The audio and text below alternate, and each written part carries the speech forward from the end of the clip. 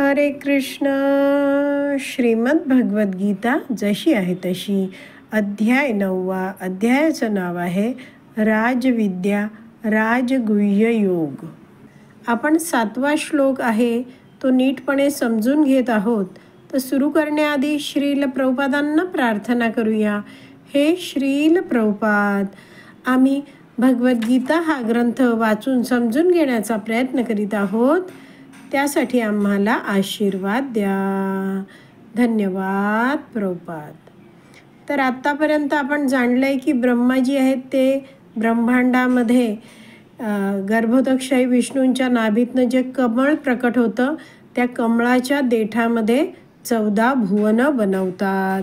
म्हणजे विविध 14 ग्रहलोक बनवतात, ज्यामध्ये खाली 7 पाताळ आहेत, मध्यभागी भूमंडळ आहे आणि वरती आहेत ते उच्च लोक 6 आहेत. आणि त्या ब्रह्मांडामध्ये असलेल्या जीवांना हे ब्रह्माजी नवीन भौतिक शरीरं देतात. हे आतापर्यंत आपण जाणलं आहे. आणि आपण सगळेच जाणतो की या ब्रह्माजींचं आयुष्य अतिशय प्रचंड आहे. तर एक वैष्णव आचार्य समजवतात की हे एवढं सगळं प्रचंड ज्ञान आपण का बरं घ्यायचं, का बरं आपण शिकायचं की ब्रह्माजींचं आयुष्य एवढं आहे तेवढं आहे वगैरे, का बरं शिकायचं. तर ते समजवतात की आपण जेव्हा ब्रह्माजींच्या आयुष्याबद्दल जाणतो, की आपण जेव्हा जाणतो की कलियुग आहे, कलियुगाच्या आधी द्वापार युग होतं, द्वापारच्या आधी त्रेतायुग आणि त्याच्या आधी सत्ययुग होतं. तर हे 4 युग आहेत. त्या 4 युगांना एकत्रितरित्या चतुर्युग म्हणतात. आणि अशी 1000 जेव्हा चतुर्युग होतात तेव्हा ब्रह्माजींचे 12 तास होतात. म्हणजे ब्रह्माजींचा दिवस किती प्रचंड मोठा आहे आणि तेवढीच मोठी त्यांची रात्र आहे. आणि अशा रीतीने ब्रह्माजी 100 वर्ष जगतात. तर त्यांच्या तुलनेत आपलं आयुष्य हे किती छोटंसं आहे, थोडंसं आहे.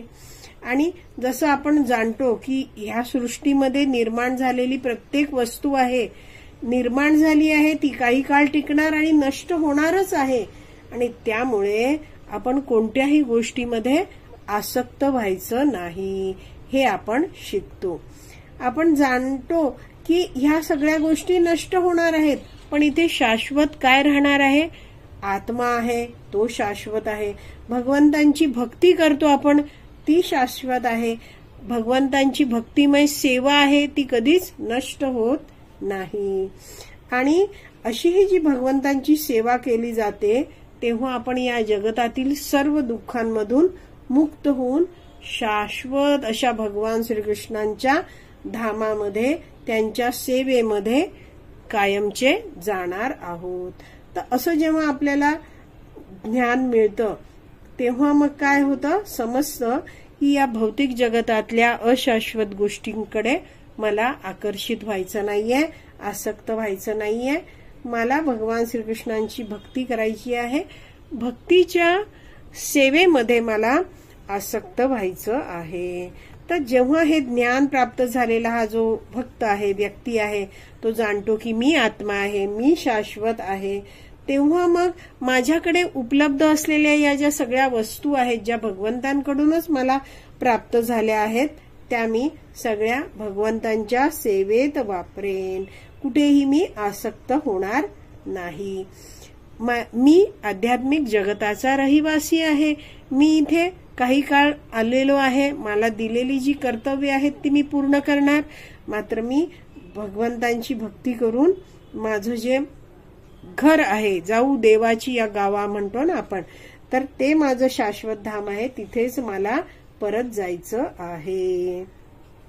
तर वैष्णव आचार्य समजवतात की भगवान श्रीकृष्ण अशी ही जी सृष्टी आहे ती पुन्हा पुन्हा करतात. का बरं करतात? जसं एक पिक्चरचं गाणं होतं ना, दुनिया बनाने वाले काहे को दुनिया बनाई. तर का बनवतात ते? तर हे वैष्णवाचार्य समजवतात की ह्या जगतातील जीव जे आहेत त्यांना भक्ती करण्याची संधी देण्यासाठी. तर भगवंत पुन्हा पुन्हा त्यांना संधी देत आहेत की तुम्हाला हे आयुष्य देतो आहे मी पुन्हा, आणि तुम्ही काय करा, भक्तीसाठी प्रयत्न करा. तर असे जे भगवंत आहेत ते सगळी सृष्टी निर्माण करतात, सृष्टीचं पालन पण करतात, पण त्यामध्ये आसक्त होत नाहीत, ते अलिप्त असतात.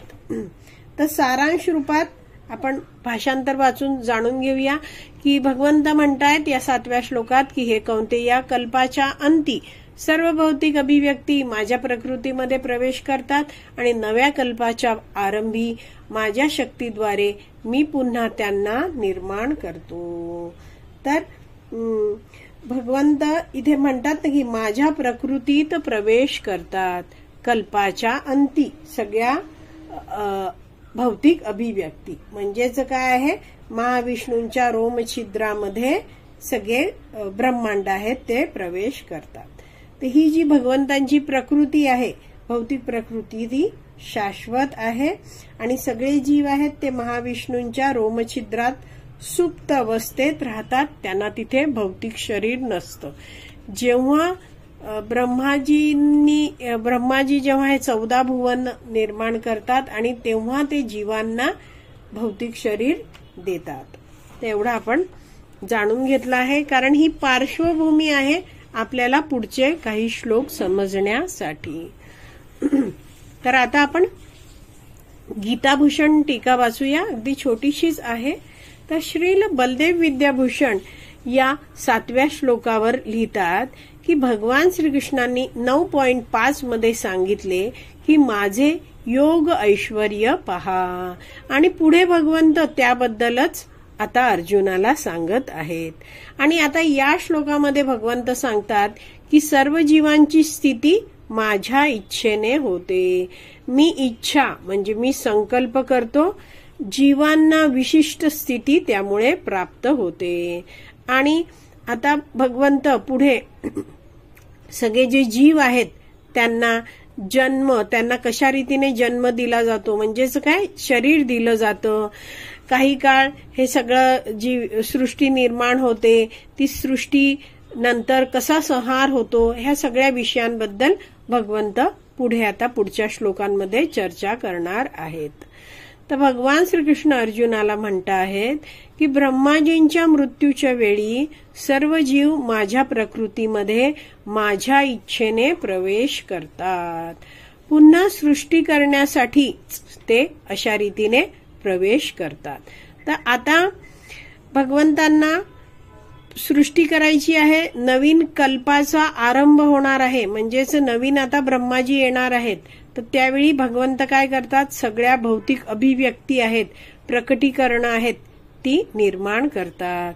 आणि आता जेव्हा आधीच्या ब्रह्माजींचे 100 वर्ष पूर्ण झाले होते, त्यावेळी जी सृष्टी नष्ट झाली होती, तर त्यावेळी जे जीव होते, जीवन जगत होते, तर त्या जीवांच्या सगळ्या ज्या इच्छा होत्या आणि त्यांची जी काही कर्म होती त्यानुसार आता हे जे नवीन ब्रह्माजी आहेत त्या जीवांना विविध शरीर देतात. म्हणजे पहिले जे आधीचे ब्रह्माजी होते त्यांची 100 वर्ष पूर्ण झाली, त्यावेळी जे जीवन जगत होते त्या जीवनात त्यांच्या काही इच्छा होत्या, काही कर्म त्यांनी केली होती. मग प्रलय होतो, सगळे जीव आहेत त्यांचं भौतिक शरीर नष्ट होतं, सगळे जीव त्या ब्रह्मांडाबरोबरच महाविष्णूंच्या म्हणजे कारण उदकशाही विष्णूंच्या शरीरातील रोमछिद्रात जाऊन स्थिर होतात. पुन्हा जेव्हा महाविष्णू श्वास बाहेर सोडतात, सगळी ब्रह्मांड बाहेर येतात आणि ब्रह्मांडामध्ये मग जेव्हा नवीन ब्रह्माजी येतात आणि नवीन ब्रह्माजी जेव्हा सृष्टीची निर्मिती करतात, 14 भुवन निर्माण करतात, तेव्हा या ब्रह्मांडातील जीवांना भौतिक शरीर दिलं जातं. तर कसं, ते कशावर अवलंबून आहे ते शरीर, तर जे आधी ते ब्रह्मांडात जे जीव होते त्यांचं आधीचं जे जीवन होतं त्या जीवनामध्ये त्यांनी जी काही कर्म केली होती, इच्छा केल्या होत्या, त्यानुसार त्यांना आता हे नवीन ब्रह्माजी आहेत ते नवीन शरीर देतात. एवढं आपल्याला कळलं. तर वैष्णवाचार्य या संबंधात समजवतात की 84 लाख योनी आहेत आणि सगळे जे जीव आहेत त्यांच्या पूर्व कर्म आणि इच्छानुसार त्या जीवांना विविध प्रकारची शरीर दिली जातात, विविध योनी त्यांना प्राप्त होतात. तर जो डार्विन नावाचा शास्त्रज्ञ होता त्यांनी म्हटलं होतं काय की माणूस हा आधी माकड होता आणि नंतर तो माणूस बनला. मात्र आपण हे 84 लाख योनींबद्दल वाचतो तेव्हा त्याच्यातनं आपण जाणतो की सगळ्या 84 लाख योनी आहेत त्या एकाच वेळी या भौतिक जगतात असतात आणि विविध योनी हे जीव प्राप्त करतात. ते कशा रीतीने प्राप्त करतात? स्वतःच्याच पूर्व कर्म इच्छांद्वारे प्राप्त करतात. ठीक आहे, तर आज आपण इथेच विराम देऊया. आपली गीताभूषण टीका आहे श्रील बलदेव विद्याभूषण यांनी लिहिलेली, ती वाचून झाली आहे. श्रीमद भगवत गीता की जय. श्रील प्रभुपाद की जय. हरी बोल.